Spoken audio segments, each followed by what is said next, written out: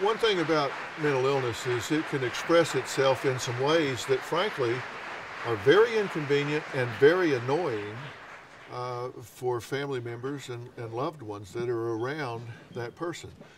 Because if it's anxiety, if it's paranoia, they can become very accusatory, they can be very ungrateful, they can be very difficult to live with, and so they can get very combative, and it's hard sometimes to live with that. And our job as family members is to love these people when they're not lovable.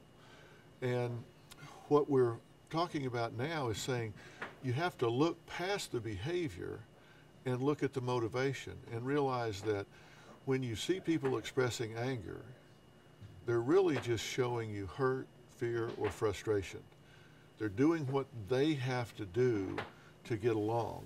And what we were talking about today with Stephanie, I mean, she's clearly expressing some behaviors and some perceptions that are not consensual, meaning that she sees it that way and nobody else does. And that tells me that it's very likely distorted. Does that mean she's psychotic or delusional? Not necessarily, because once you become anxious, you're also very fearful and everything looks to be a threat. And so you color things in that way. If you take away the fear, then you don't see things as threatening. And so sometimes you have to look at things and saying, what's on our to-do list? What do we have to cross off in order to get back to productivity? And that's what we're going to do with her.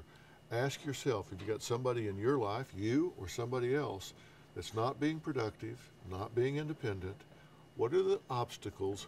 Make a to-do list and an action plan for overcoming those things. This isn't brain surgery.